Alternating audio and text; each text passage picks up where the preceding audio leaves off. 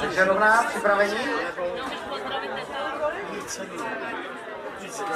A poprosil bych obecenstvo, všechny přilížející, styďte se, ať slyšíte, stojíte za to ty ukázky. Dali si s tím všichni obrovskou práci, tak to nekažte, děkujeme.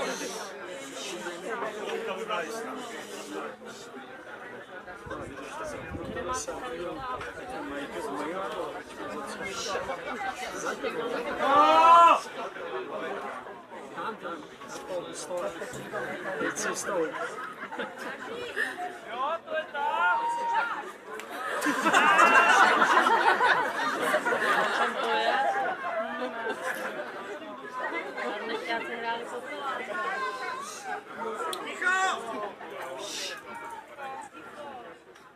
Neptej se námi.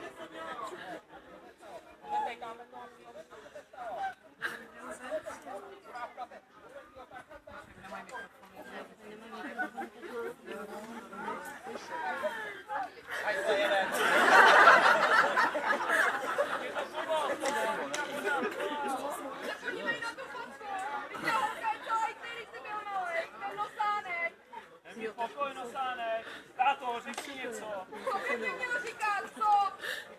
Tobě by měl dát už pořádně přes hubu. To je do nebe volající, já takovou postulu nepřežiju. Za ním název. Blaženo!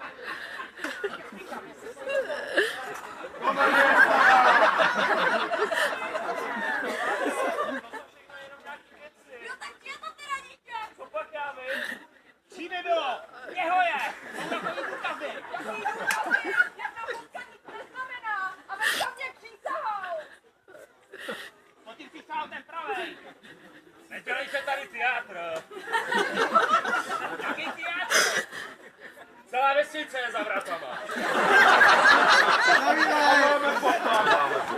Říkaj se, podívej, co se tady u nás děje! Tohle to ani v televizi nenatočí!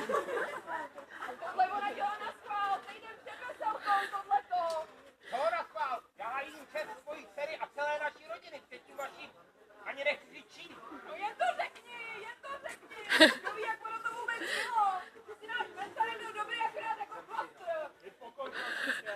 Co prosím tě, se na ní podívej. To vždycky příště uhnala. No, to nevě podají, to oni se táhle do té chalupy. A jsi to řekla? Opakuj to. To bylo paní inženýre sem, pane inženýre tam. Celý pokračný, že si odstrkala holku do postele. Cože? Jen to, Máňo, vyprdni se na ní.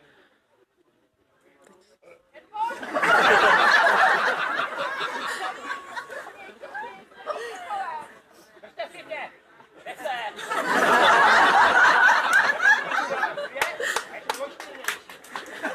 Podívejte se, přítava záchvat, atomovej záchvat. Prosím tě, uklidně se, nebo budu se museli na podostore. Ono na to přece jenom něco pravdy bude.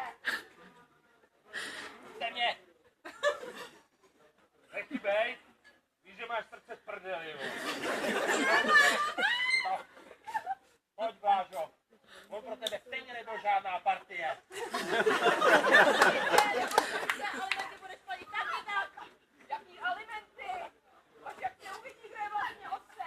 Jo, paní inženýrka, to je něco. Automat. Peněz jako šlupek. Aspoň konečně bude vystavět. Si nemyslím, když vy přistavíte, tak my to poženeme o što. Tak my, kachličky. A když vy inženýrku, tak my se budete divit. To je rovná! To je proti loňským spolům nebe a dudy byže. Rovná! Výborně! Luboši, máme cenu? Pro diváka? Luboši, utři si slzy. Hebe.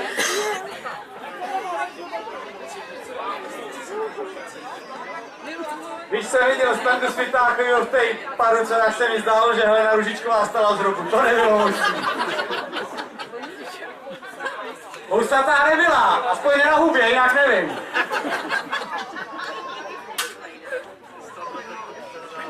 Já myslím, že pan Troška by se divil, že by